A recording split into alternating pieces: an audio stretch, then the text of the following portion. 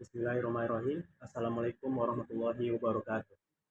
Perkenalkan, nama saya Farhan Hidayat. Kali ini saya akan menerangkan tentang kontrak konstruksi jangka panjang. Kontrak konstruksi adalah kontrak yang secara khusus dinegosiasikan untuk konstruksi suatu aset tunggal seperti bangunan, jembatan, jalan, dan beberapa aset yang berhubungan satu sama lain, atau beberapa aset yang saling tergantung dalam rancangannya. Kontrak harga tetap adalah kontrak konstruksi di mana kontraktor menyepakati nilai kontrak yang telah ditentukan atau tarif tetap yang telah ditentukan atau tarif tetap kenaikan biaya. Kontrak biaya plus adalah kontrak konstruksi yang menyepakati bahwa kontraktor mendapat pergantian untuk biaya-biaya yang telah diizinkan atau telah ditentukan ditambah presentasi terhadap imbalan tetap. Berikut adalah contoh penentuan nilai pendapatan kontrak. Suatu kontrak memuat klausul tentang eskalasi biaya, penyesuaian biaya untuk menyesuaikan kontrak terhadap tingkat inflasi yang diumumkan pemerintah. Nilai kontrak sebesar 2 miliar dan tingkat inflasi yang diumumkan pemerintah periode terkait adalah 7%. Jadi pendapatan kontrak naik sebesar ini didapatkan dari hasil perkalian di sini 2 miliar dikali 7%, maka didapatkan hasil 140 juta. Terkadang suatu kontrak konstruksi memuat klausul tentang penalti yang disebabkan oleh keterlambatan penyelesaian pekerjaan oleh kontraktor. Nilai yang disetujui dalam kontrak awal adalah 3 juta. Penalti yang disetujui adalah 2 juta per hari keterlambatan. Akibatnya, suatu masalah yang dialami kontraktor penyelesaian kontrak mengalami keterlambatan selama 10 hari setelah tanggal yang disepakati dalam kontrak. Maka kita akan menentukan kenaikan atau penurunan pendapatan kontrak tersebut. Jadi cara menentukan kenaikan atau penurunannya adalah 2 juta dikali dengan 10 hari maka mendapatkan hasil 20 juta rupiah. Pengakuan pendapatan dan beban kontrak. Yang pertama, metode presentasi penyelesaian. Perusahaan mengakui beban dan laba setiap periode yang berdasarkan tahap penyelesaian kontrak, yaitu berdasarkan presentasi penyelesaian. Yang kedua itu metode biaya terpulihkan, yaitu ketika metode presentasi penyelesaian tidak dapat digunakan, maka menurut metode ini pendapatan hanya diakui sebesar biaya yang telah terjadi sepanjang biaya. Contoh dari contohnya itu dapat dilihat di contoh 17.10, yaitu PT Buana Karya merupakan kontraktor yang berspesialisasi dalam pembangunan jalan. Saat ini mempunyai kontrak untuk membangun jalan senilai 18 miliar. Estimasi biaya kontrak adalah 16 miliar. Periode pekerjaan akan memakan waktu selama 3 tahun. Maka akhir tahun kedua, estimasi biaya kontrak meningkat dari 16 miliar menjadi 16.200 miliar. 16 miliar 200 juta.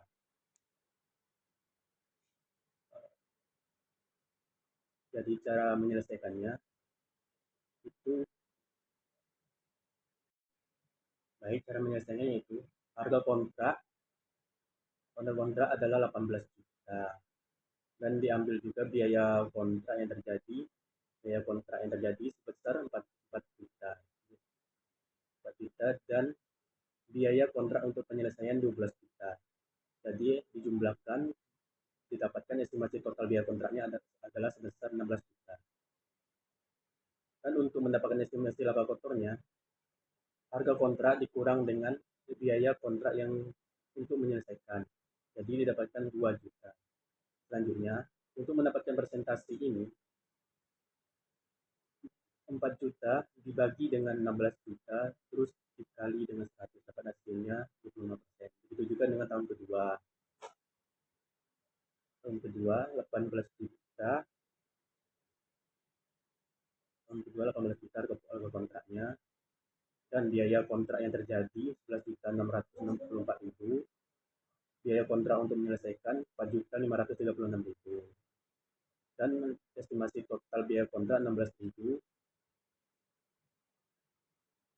dan estimasi laba kotor sebesar 1.800.000. Estimasi persentase penyelesaiannya 72%. Begitu juga tahun ketiga. Selanjutnya, jurnalnya adalah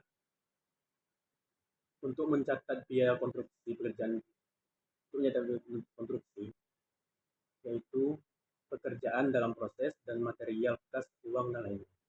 Pada tahun pertama, pekerjaan dalam proses ditetapkan pada debit sebesar 4 juta dan material kas utang lainnya kredit sebesar 4 juta. Tahun kedua, pekerjaan dalam prosesnya 7.664.000 di kredit dan 7.664.000 di kredit. Tahun ketiga 4.536.000 di debit dan 4.536.000 di kredit. Yang kedua, untuk mencatat tagihan termin, yaitu di debit adalah piutang usaha dan termin di kredit. Maka piutang usaha di tahun ke-1 adalah 3.600.000, begitu juga terminnya 3.600.000. Dan piutang usaha tahun kedua 9.600.000 dan terminnya sama 9.600.000. Tahun ketiga 4.800.000 dan terminnya 4.800.000. Yang ketiga, untuk mencatat penerimaan tagihan di debit kas ditaruh di debit dan piutang usaha ditaruh di kredit. Kas pada tahun pertama adalah 3 juta dan piutang usahanya 3 juta. Dan kas di tahun kedua adalah 7 juta, piutang usahanya 7 juta, dan kas di tahun ketiga 8 juta dan piutang usahanya sama 8 juta. Berikutnya adalah contoh estimasi pendapatan beban dan laba yang diakui. Pendapatan 18 miliar dikali 25%, jadi hasilnya 4.500.000. Dan beban sebesar 4 juta, lalu dikurangkan menjadi 500.000. Dan diakui periodenya berjalan sama 4.500.000, 4 juta, lalu dikurangkan menjadi 500.000. Dan pada tahun keduanya, pendapatan 18 miliar dikali 72%, dapat hasilnya 12.960.000 dan beban 11.664.000 dan dikurangkan mendapatkan hasil 1.296.000. Dan diakui di periode lalunya akan diambil dari tahun pertama dan diturunkan ke sini. Jadi 4.500.000 dan 4 juta dikurangkan dan dapat hasilnya 8.460.000, bebannya 7.664.000 dan dikurangkan dan hasilnya 7.796.000. Berikutnya tahun ketiga, pendapatannya 18 miliar dikali 100%, maka dapat hasilnya 18 juta dan bebannya 16 juta 200. Jadi dapat laba kotornya 1.800.000. Dan diakui di periode lalu, maka diambil dari tahun kedua. Jadi akumulasi tahun ketiga dengan periode tahun lalu dikurangkan, jadi mendapatkan hasil yang diakui sebesar 5.040.000, bebannya 4.536.000 dan laba kotornya 504.000. Berikut adalah jurnal pendapatan beban dan laba. Untuk mengakui pendapatan laba kotor, pekerjaan dalam proses besar di tahun pertama adalah sebesar 500.000, di tahun kedua 796.000, di tahun ketiga 504.000.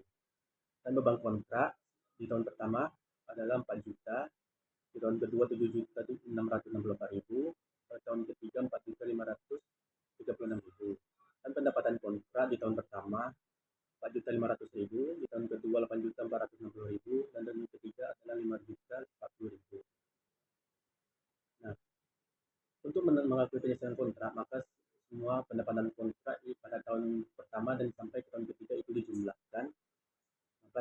jaminnya 18 juta dan pekerjaan proses 18 juta. Akuntansi keuangan. Pengungkapan pada laporan keuangan. Yang pertama, jumlah pendapatan kontrak yang diakui. Yang kedua, metode yang digunakan untuk menentukan tahap penyelesaian kontrak. Yang kedua, itu pengakuan taksiran rugi.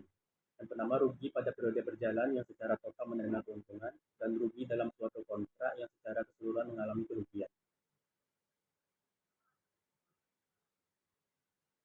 Berikut adalah contoh perlakuan akuntansi untuk kontrak konstruksi yang mengalami kerugian. PT Ambarawa membangun jembatan untuk pelanggannya. Di tahun kedua, estimasi biaya penyelesaian kontrak adalah sebesar 3 miliar 250 juta. Dan biaya yang terjadi tahun kedua adalah 2 miliar. Nilai kontrak adalah 5 miliar 500 juta. Data tahun pertama sebagai berikut.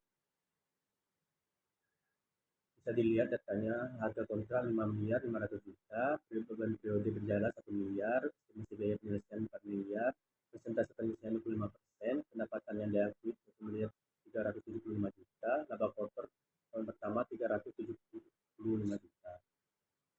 Maka presentasi penyelesaian tahun kedua adalah 51,14%. Dari mana datangnya?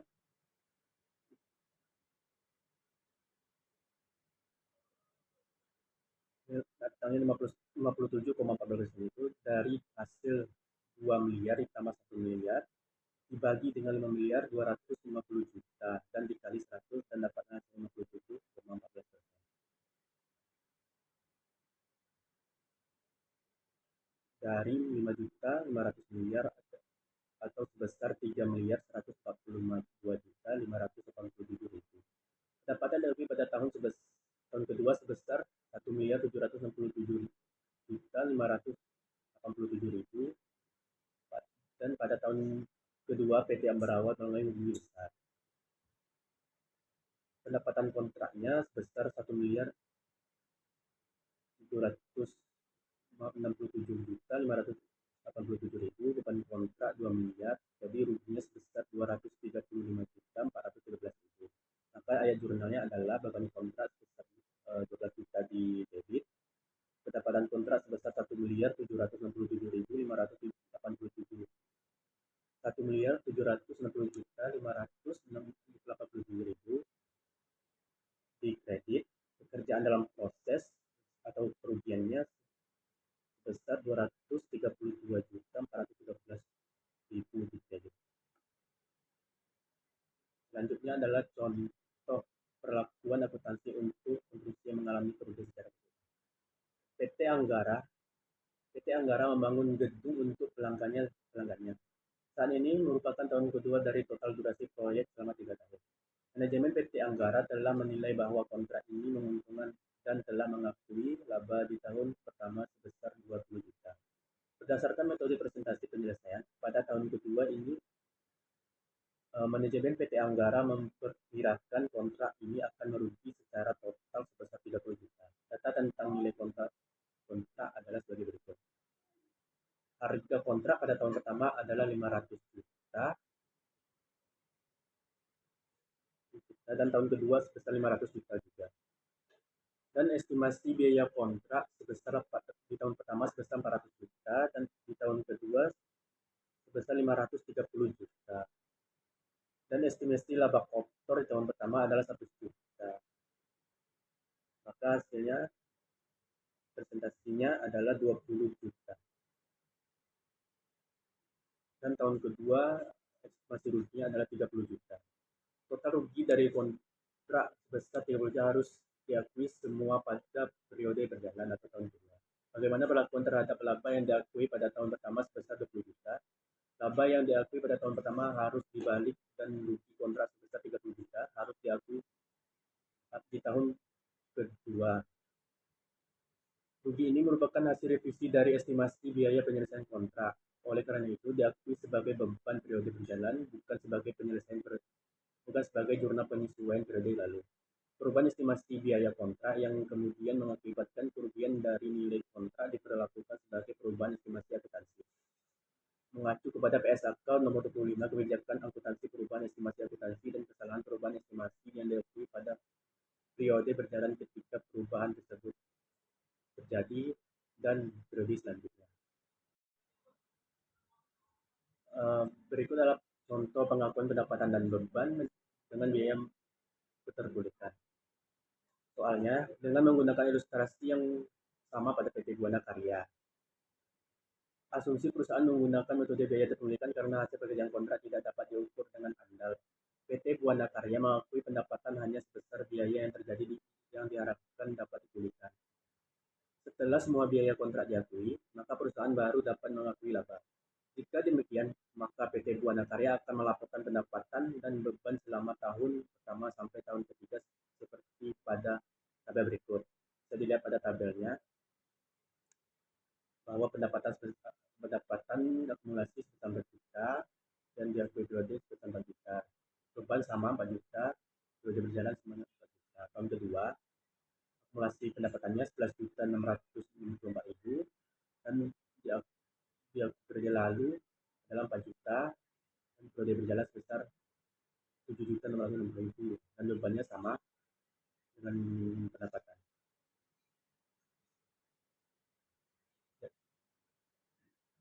Dan tahun ketiga pendapatannya adalah 18 miliar dikali dengan 100%, maka didapatkan akumulasinya sebesar 18 juta. Dan periode lalunya sebesar 11.664.000, maka dikurang jadi 6.336.000 dan bebannya 16.600, periodenya sama 11.664.000 dan periode tahun berjalannya 4.936.000. Jadi laba kotornya adalah 1.800.000. Berikut adalah jurnal untuk pendapatan dan beban kontrak selama periode sebagai berikut. Adalah untuk mengakui pendapatan beban terkait kerjaan dalam proses atau laba kotor. Di tahun pertama beban kontraknya sebesar 4 juta, di tahun kedua beban kontrak sebesar 7.664.000 dan di tahun ketiga laba kotornya 1.800.000 didapat dari sini, dan beban kontraknya sebesar 4.536.000. Pendapatan kontraknya di tahun pertama sama 4 juta, di tahun kedua juga sama, di tahun ketiga adalah sebesar 6.336.000. Yang kedua, yang berikutnya untuk melakukan penyelesaian kontrak yaitu terminnya adalah 18 juta, pekerjaan dalam prosesnya adalah 18 juta. Mungkin sekian dari saya, terlebih terkurang saya mohon maaf. Saya akhiri dengan assalamualaikum.